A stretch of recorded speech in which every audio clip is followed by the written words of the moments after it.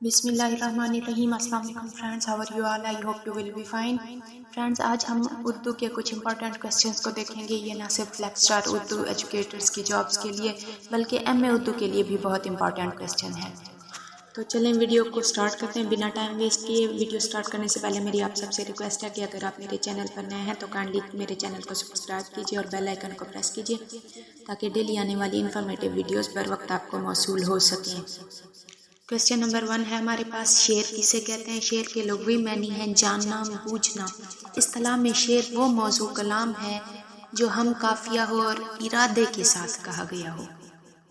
ہیئت اور موضوع مواد سے کیا مراد ہے؟ شعر کے لیے جو سانچہ استعمال کیا جائے اسے ہیئت کہتے ہیں اور جو مضمون یا خیال پیش کیا جائے اسے موضوع یا مواد کہتے ہیں۔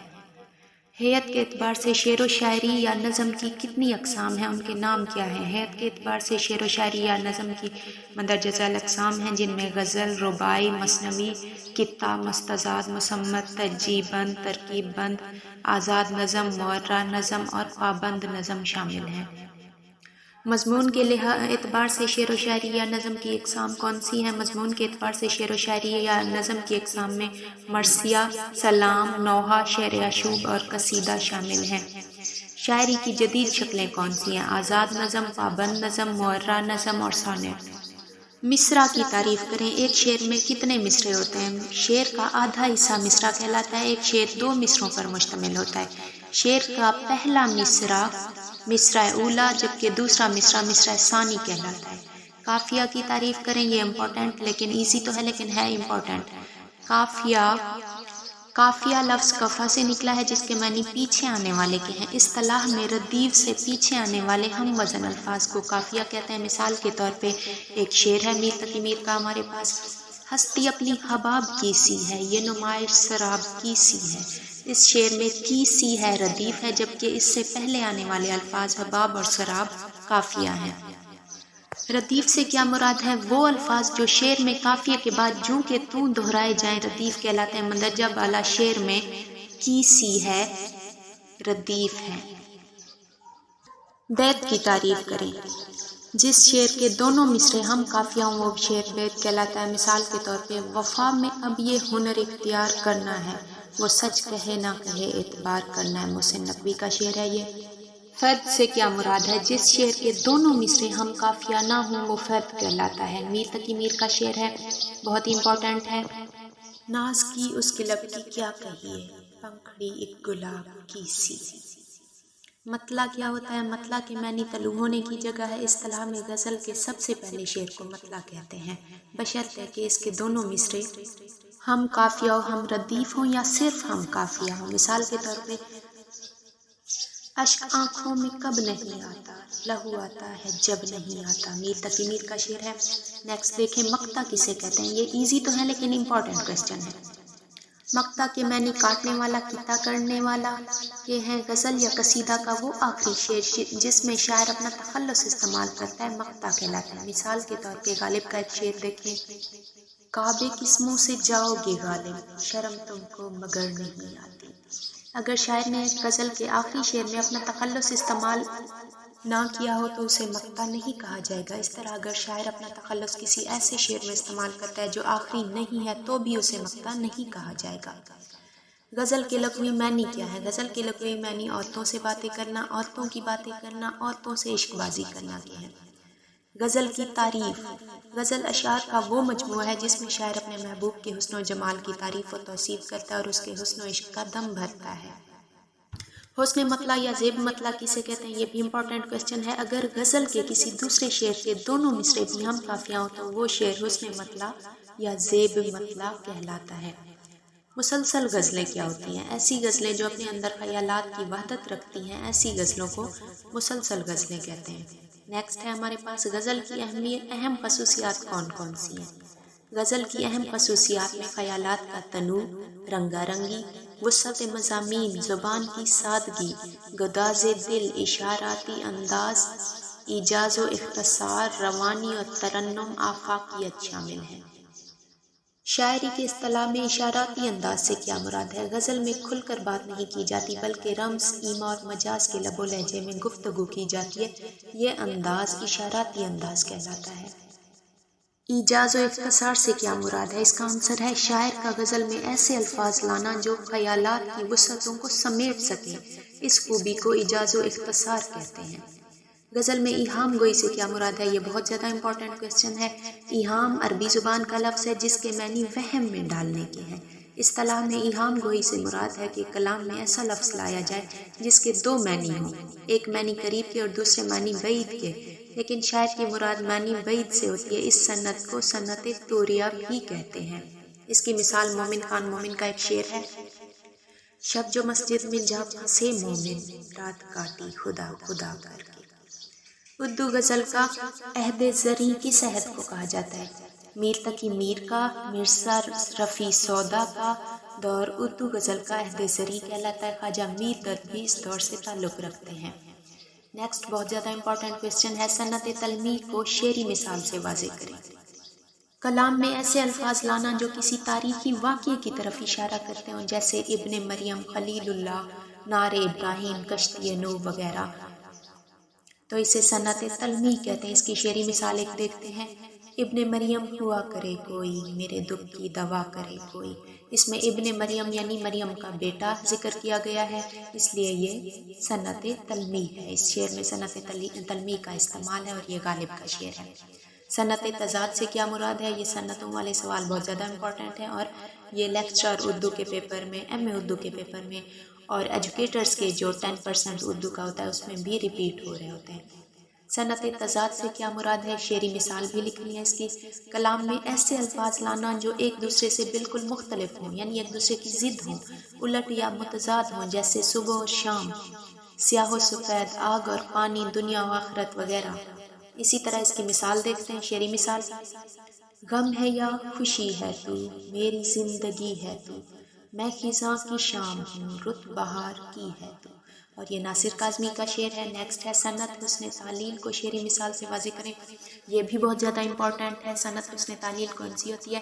تعلیل کے معنی علت، وجہ یا سبب کے ہیں۔ اس سے مراد یہ ہے کہ شاعر شعر میں کوئی ایسی وجہ، سبب یا علت بیان کرے جو کہ حقیقی نہ ہو بلکہ شاعرانہ ہو۔ شعری مثال اس کی غالب کے ایک شعر سے دیکھتے ہیں: شب کو کسی کے خواب میں آیا نہ ہو کہیں، دکھتے ہیں آج اس بت نازک بدن کے پاؤں۔ اب اس میں جو بت ہوتا ہے نازک بدن کا، جیسا بھی ہو، بت کے پاؤں کب دکھتے ہیں؟ وہ تو بے جان ہوتا ہے، لیکن اس نے، غالب نے اپنے اس شعر میں ایک انسان کی مثال دی ہے، بت نازک یعنی کسی بت کے بدن کے پاؤں کے دکھنے سے مشابہہ کر کے اس نے اس شعر میں کسی انسان کے بارے میں بات کی ہے۔ اس کے معنی تو کچھ اور ہیں، یعنی کسی انسان کے پاؤں دکھنا، لیکن شعر میں اس نے بت کا کہا ہے، اس لیے اسے صنعت حسن تعلیل کہا گیا ہے۔ صنعت مرات النظیر سے کیا مراد ہے؟ یہ بھی بہت زیادہ امپورٹنٹ ہے۔ اس کی مثال بھی دیکھتے ہیں ہم: کلام میں ایسی چیزوں کا ذکر کرنا جن کی آپس میں کوئی مناسبت پائی جاتی ہو۔ مثال کے طور پہ حسرت موہانی کا ایک شعر دیکھتے ہیں ہم: سر کہیں بال کہیں، ہاتھ کہیں پاؤں کہیں، ان کا سونا بھی ہے کس شان کا سونا دیکھو۔ اب اس میں سر، بال، ہاتھ، پاؤں انسان کے جسم کے اجزاء ہیں۔ کسی چیز کے اجزاء کو بیان کرنا یا ملتی جلتی چیزوں کو بیان کرنا، جیسے کاپی، پینسل، شارپنر، ملتی جلتی کسی ایک ہی چیز کے مختلف اجزاء کو بیان کرنا یا اس سے ریلیٹڈ چیزوں کو شعر میں بیان کرنا، صنعت مرات النظیر کہلاتا ہے۔ نیکسٹ دیکھتے ہیں صنعت تجنیس کیا ہے؟ یہ بھی بہت زیادہ امپورٹنٹ ہے۔ یہ سارے ہی امپورٹنٹ کویسچن میں آپ کے ساتھ شیئر کر رہی ہوں۔ اس کا آنسر ہے کلام میں ایسے الفاظ لانا جو تلفظ اور تحریر کے اعتبار سے تو ایک جیسے ہوں لیکن معنی کے اعتبار سے مختلف ہوں، صنعت تجنیس کہلاتا ہے۔ مثال کے طور پہ انور مسعود کا ایک شعر دیکھتے ہیں: نہ پوچھو حال میری بے بسی کا، دھواں بس کا میرے بس میں نہیں ہے۔ اب اس میں دیکھیں، دھواں بس کا، بس جو چلتی ہے جس میں ہم سفر کرتے ہیں، یہاں وہ بس مراد ہے، میرے بس میں نہیں ہے، یعنی میں کچھ نہیں کر سکتا، میں اس سے مجبور ہوں، میرے بس میں نہیں ہے، میں اس کو کرنے سے قاصر ہوں یا اس سے اوائڈ کرنے سے قاصر ہوں۔ اس کا یہ مطلب ہے، لیکن بظاہر دونوں بے اور سین سے بس لفظ لکھے ہوئے ہیں، اس لیے کلام میں ایسے الفاظ جو تلفظ اور تحریر کے اعتبار سے ایک جیسے ہوں لیکن معنی کے اعتبار سے مختلف ہوں، اسے صنعت تجنیس کہتے ہیں۔ نیکسٹ دیکھیں، تشبیہ کی تعریف اور اس کے ارکان تحریر کریں۔ یہ بہت زیادہ امپورٹنٹ ہے، بہت ہی زیادہ امپورٹنٹ ہے۔ ہر پیپر میں یہ لازماً لیکچر کے پیپر میں اس کا 1-2 سوال لازمی آتے ہیں۔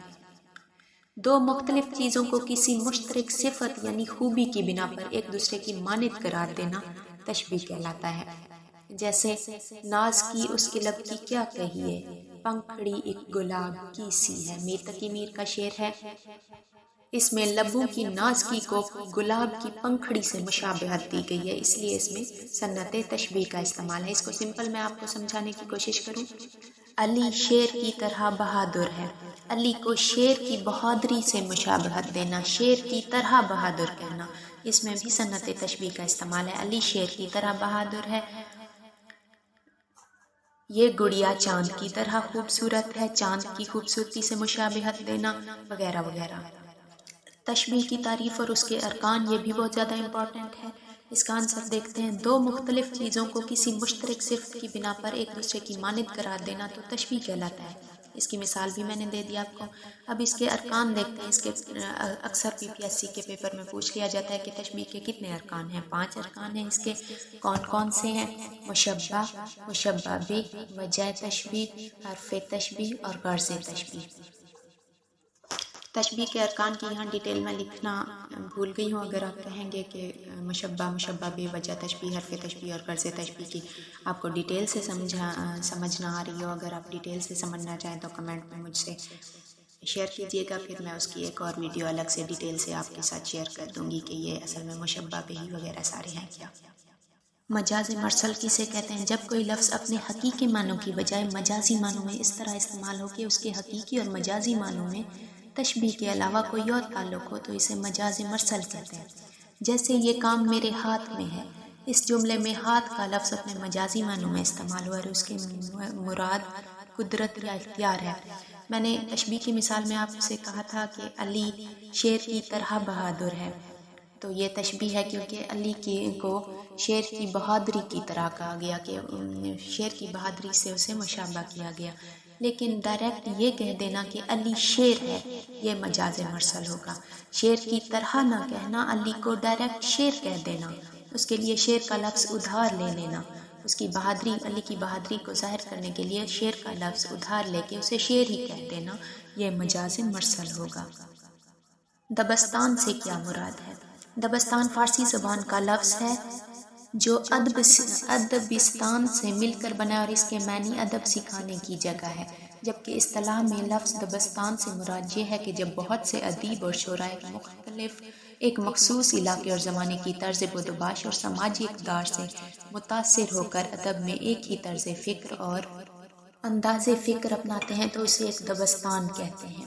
غزل کے 2 مشہور دبستان کون سے ہیں؟ نام ان کے کون سے ہیں؟ غزل کے 2 مشہور دبستان دبستان دلی اور دبستان لکھنؤ ہیں۔ دبستان دلی کن رجحانات کی عکاسی کرتا ہے؟ غزل کا دبستان دلی جن رجحانات کی عکاسی کرتا ہے ان میں داخلیت، اختصار، متانت و وقار، سلاست، روانی، سادگی، شگفتگی، خوبصورت فارسی تراکیب کا استعمال، خوبصورت ہندی تراکیب کا استعمال شامل ہے۔ غزل کا دبستان لکھنؤ کن رجحانات کی عکاسی کرتا ہے؟ دبستان لکھنؤ میں خارجیت، سراپا نگاری، تمثیل، مضمون بندی، ابتذال، قافیہ پیمائی، رعایت لفظی، لغت سازی، غرابت، خوبی، بندش، عربی و فارسی کا بے دریغ استعمال، خوبصورت ہندی الفاظ کو متروک قرار دینا وغیرہ شامل ہیں۔ قصیدہ کیا ہے؟ قصیدہ کا لفظ عربی کے لفظ قصد سے نکلا ہے جس کے معنی ارادہ کرنے کے ہیں۔ اصطلاح میں قصیدہ سے مراد وہ صنف شاعری ہے جس میں کسی زندہ انسان کی تعریف کی جائے۔ قصیدہ کم از کم 15 اشعار پر مشتمل ہوتا ہے، زیادہ کی کوئی قید نہیں۔ یہ بہت زیادہ امپورٹنٹ کویسچن ہے کہ قصیدہ کم از کم کتنے اشعار پر مشتمل ہوتا ہے یا زیادہ سے زیادہ کتنے اشعار پر مشتمل ہوتا ہے۔ غزل اور قصیدے میں کیا فرق ہے؟ قصیدہ بالعموم لمبا اور غزل بالعموم چھوٹی ہوتی ہے۔ قصیدے کا انداز بیان مقابلتاً وزنی اور پرشوقت ہوتا ہے، یعنی پرشکوہ ہوتا ہے، جبکہ غزل کی زبان نسبتاً نازک، سادہ اور نرم لطیف ہوتی ہے۔ داخلیت سے کیا مراد ہے؟ داخلیت سے مراد ہے کہ شاعر باہر کی دنیا سے غرض نہیں رکھتا بلکہ اپنے دل کی دنیا میں جھانک کر اس کی واردات کا اظہار کرتا ہے۔ اگر باہر کی دنیا کے بارے میں کچھ کہنا ہے تو اسے بھی شدید داخلیت میں دبو کر کہتا ہے۔ اصطلاح میں وزن سے کیا مراد ہے؟ دو کلموں کی حرکات و سکنات کے برابر ہونے کو وزن کہتے ہیں، جیسے دام، کام، نام وغیرہ۔ کوئی سے دو شہر آشوب کے نام، سب سے زیادہ آشوب کس نے لکھے ہیں؟ کوئی سے دو شہر آشوب میں فغان دلی اور انقلاب دلی شامل ہیں۔ سب سے زیادہ شہر آشوب دلی شہر کے بارے میں لکھے گئے تھے، کیونکہ دلی کی تباہی کے بارے میں شاید آپ جانتے ہوں، اگر نہ جانتے ہوں تو مجھے کامنٹ میں بتائیے گا، میں اس کا بھی ڈیٹیل سے آپ کے ساتھ ایک لیکچر شیئر کر دوں گی۔ یہ تھے بہت زیادہ امپورٹنٹ کویسچن۔ نیکسٹ ویڈیو میں انشاءاللہ ہم ولی دکنی کے بارے میں ڈیٹیل کے ساتھ آپ کے ساتھ شیئر کریں گے، اور اسی طرح step by step M Urdu, lecturer Urdu اور ایجوکیٹرز کے 10% جو اردو کے کویسچن ہوتے ہیں ان کی تمام تر تیاری اچھے سے کروا دیں گے۔ Thanks for watching. اللہ حافظ۔